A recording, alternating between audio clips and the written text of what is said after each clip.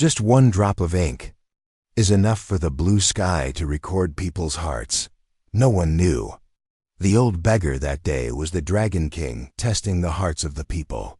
On the East Sea, in the sparkling blue water palace, the Dragon King is contemplating before the mirror of the world. The mirror shows the human world, people jostling each other, arguing, people's hearts turning cold, only knowing how to win or lose, calculating gains and losses. He sighed. People are becoming more and more devoid of compassion. Have I been too indulgent with them? A water spirit bowed. Your Majesty, if you are not at peace, come down to earth and see how the hearts of the people are now. The Dragon King's eyes sharpened like lightning. He stood up, his silver beard swaying with the waves. Then I will go. But I will not go in the majestic form of a king. I will go as the most miserable person. With just a wave of his hand, the Dragon King's majestic figure transformed into a stooped old man with ragged white hair, torn clothes, and a nearly empty ink bottle in his hand. A cold wind blew by, carrying with it the steam of the sea. He stepped into the world. It was a drizzly morning. The market was crowded, but everyone was busy with their work. The old man's bare feet were covered in mud, but his eyes were still gentle, waiting for help. The old man went to a paper and pen shop, bowed his head and asked, "Madam, please give me some ink to write a letter home to my sick grandchild." The lady narrowed her eyes, scanning him from head to toe. "If you don't want to buy it, then go away. My ink isn't free," the old man politely said. "Just a few drops. Please be kind." She knocked the inkstone away. The ink spilled onto the ground. "Get out of my shop, bad luck." The people in the market turned around and sneered. Long Vuong stood still, his heart slightly heavy, not angry, just sad. After a few steps, he saw a rich man sitting reading a book under a luxurious canopy. "Master, please give me some ink." The rich man frowned. "Get away from me, dirty old man." Then he ordered his servant to push him to fall onto the street. A drop of rain fell on the empty inkstone in his hand, spreading a long streak, like the sadness of falling asleep. A young scholar, dressed neatly, passed by. The old man said gently, "Young master, can I have some ink to write?" The scholar looked at him with half an eye. Is it to write with ink? Or to play tricks? Then he kicked the old man's ink bottle hard. "If you are so poor that you can't even afford a pen, then stay home." The old man bent down to pick up the bottle, his hands trembling, but his mouth still smiled slightly, the smile of someone who had seen through people's hearts for thousands of years. It suddenly started to rain heavily. People were running around, pushing each other. Everyone was pushing into the large porches. Only the old man was lying there, drenched in the middle of the road. No one paid any attention. People were passing by. No one bothered to look back. The Dragon King's heart sank like the rain pounding the ground. So are people's hearts so narrow now? Just as he thought of that, a voice rang out from behind him. "Old man, you're wet standing there. Come in here and take shelter from the rain with me." A young scholar in patched clothes, with a kind face, was waving his hand. It was Tu, the man the world called the kindest scholar in the area. And he was also the only one who did not turn his back on the old man. The rain seemed to stop at that moment, and the Dragon King knew his real test was about to begin. The rain was still drizzling, splashing against the small porch where the scholar Tu was standing. When he saw the poor old man shivering in the middle of the road, Tu immediately ran out to help him.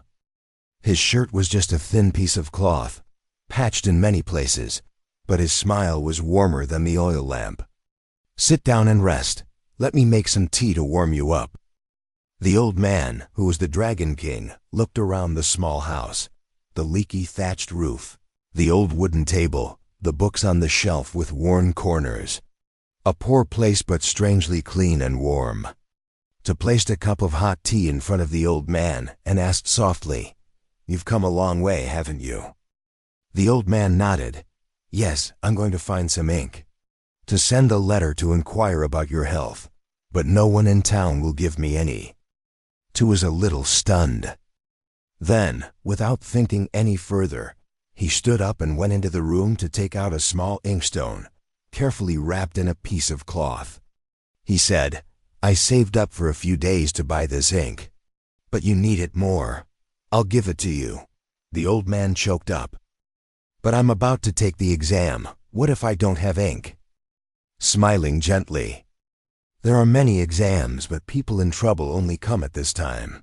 Helping you once is my blessing." Hearing that, the old man's eyes sparkled like the surface of water when the moon rises. The rain had not stopped yet. He took another old shirt and gave it to the old man to put on, then carefully lit a fire to warm him up. The smoke from the stove billowed. The firelight reflected on the gentle face of the young scholar. The old man asked softly, "Why aren't you afraid of me cheating you?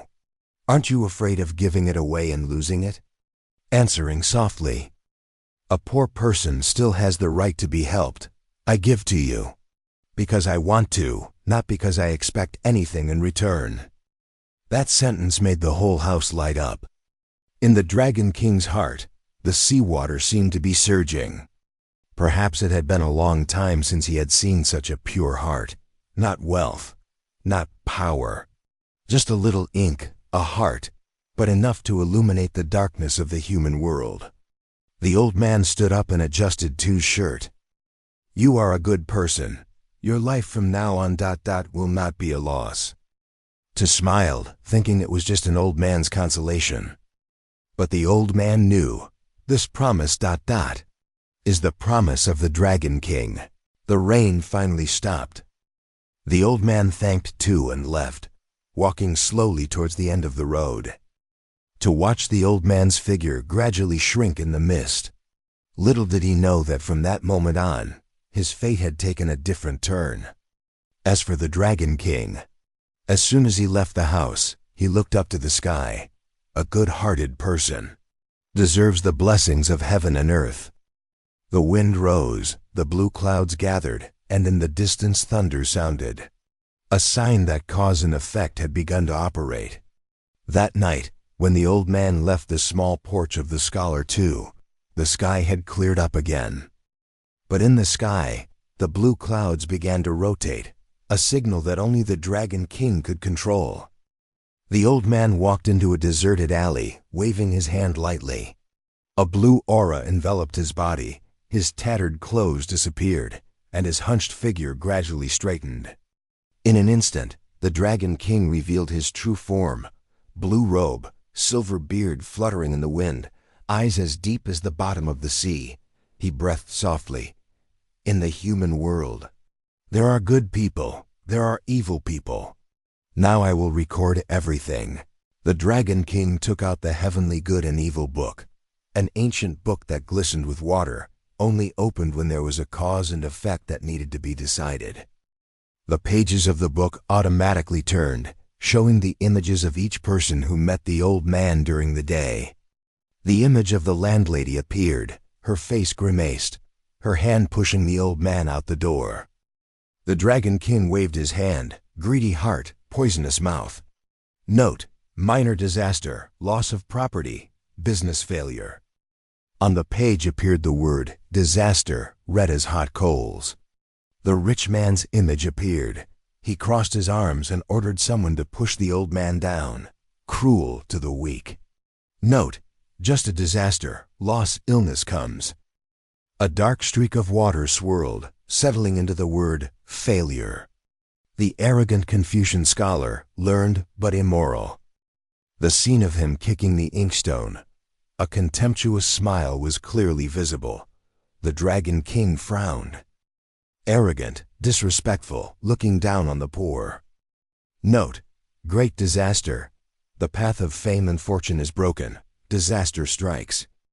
The page shook once, and the word great disaster was engraved. When the image of Tu appeared, The book page emitted a soft light like moonlight reflecting on the sea. This was so rare that the Dragon King had to look up. A poor man, but his heart is richer than 100 men with silver and gold, he wrote. Kindness, double blessings. Note, great blessings, success in career, life. The book not only records, but also radiates a brilliant light, signaling that this blessing will extend to future generations. The moment the book closed, the ground shook slightly. The Dragon King used his strength to open the whirlpool door and return to the water palace. In the clear water palace, the water spirits bowed their heads. Lord Dragon King, have you finished testing my heart? He nodded. But this is just the beginning. Cause and effect must be operated slowly, so that everyone can clearly see the price of human hearts. The next morning, strange signs began to appear. The owner of the ink shop. While opening the door, a large bottle of ink spilled on the table, staining the whole shop black. All the customers left, and nothing was sold all day. She was upset, but did not understand why. Rich man. Waking up to find his cattle sick with a strange disease. The merchant came to sign the contract but changed his mind at the last minute. Money poured out like water. The rich man was bewildered. What did I do wrong? The arrogant scholar. While studying at night, a horse spooked and kicked him in the leg. In the morning, his leg was swollen and he could not take the exam. He was so angry that he cried, but no one sympathized with him. Little did they know that this was only the first sign of cause and effect. As for the scholar too, while the whole town was in misfortune, too was given some paper and ink by the bookstore owner because, too, I see that you are a good person. I will give you some to study for the exam. Tu was very happy and thanked him profusely. Little did he know that all the blessings were silently gathering towards him. As Tu stepped out of the house, the sky suddenly cleared up. The clouds parted as if to make way. The people in town were surprised. How strange. The clouds have been dark all morning. Why did the sky suddenly brighten up when Tu passed by? But Tu did not know that above, the Dragon King was watching, gently waving his hand to clear the clouds, as if sending a blessing. When he entered the exam room, Tu trembled slightly. He opened the exam paper and froze. Today's essay topic matched the one he had studied most thoroughly last night. A warm feeling rose in his heart, as if someone was silently guiding him. Tu whispered softly, "If the heavens bless you, I will be grateful." Then he bent down to write. Each stroke seemed to have a guiding force. The ink did not smudge, his hands did not shake, his mind was unusually clear. The examiner looked over curiously and whispered, "A scholar with patched clothes. Is his writing so good?" In the gentle wind, it seemed like a dragon was echoing in the distance. Meanwhile, those who chased the old man away began to receive heavy retribution. The owner of the ink shop, taking her son to take the exam, but on the way the car overturned into a mud puddle. All the papers were wet. Her son burst into tears, unable to take the exam. She cried out in pain. "Why are all these bad lucks?" Rich man hired a palanquin to take his son to the examination hall. But as soon as he reached the gate, the rich man's son had a high fever and collapsed. The invigilator refused to let him in because he was out of breath and not alert. The rich man turned pale. Why now? The arrogant scholar. His leg was already injured by a horse kick, but he still tried to go to the exam using crutches. Just as he reached the school gate, a strong wind blew, and the door slammed shut right in front of him. The guard shook his head. "It's late, you can't go in." The scholar sat down on the ground, tears streaming down his face. Just because I chased away a poor old man, I lost my entire career path. But that was only a small part of the book of good and evil that the Dragon King had recorded. On the day the results were announced, the whole town was packed into the communal house yard. The names of the candidates were read out one by one. 30th place. There was not much surprise. 10th place. Everyone was nervous. 3rd place. The murmuring increased. Then the official in charge of ceremonies raised the last piece of paper, his voice filled with solemnity. This year's top scorer, 2 Donglam Village. The whole courtyard exploded with chatter. A poor man, his clothes patched for many years, and became the top scholar, something unprecedented. All eyes turned to 2, both surprised and moved to the point of being unable to stand. He stepped forward, knelt down and choked up. Thank God. Thank my parents. And thank those who helped me. At that moment, in the distance in the clouds, a majestic dragon-like figure flew past and disappeared into the blue sky. Only 2 felt a warm current of air gently wrapping around his shoulders. Late at night, when the whole town was asleep, a green light flickered on the eaves of the temple. The old man from the day before appeared, but this time he was no longer an ordinary figure. His blue robe fluttered in the wind, his silver beard fluttered, dragon scales glittered behind him, his aura was like a stormy sea.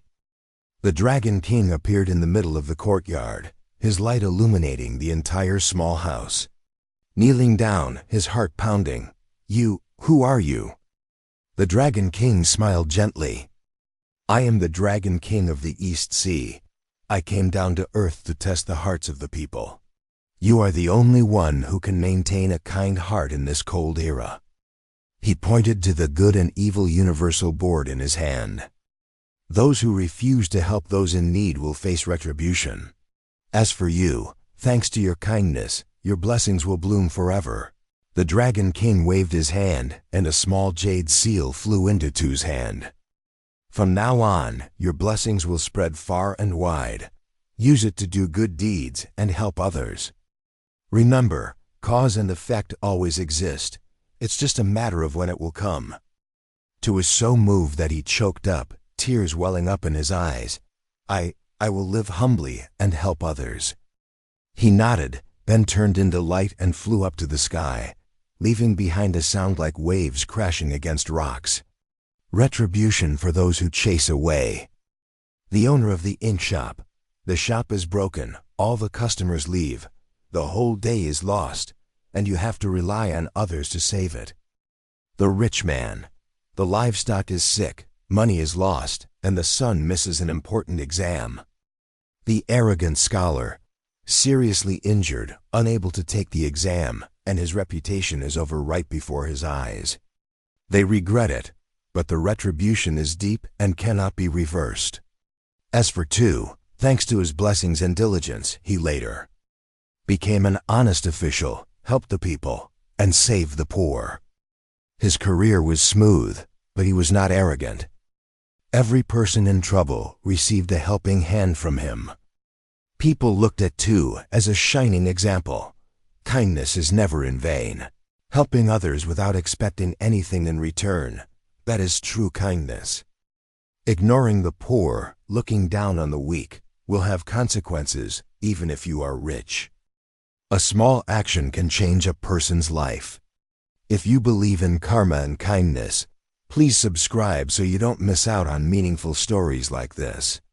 And remember, a good deed today can change someone's life.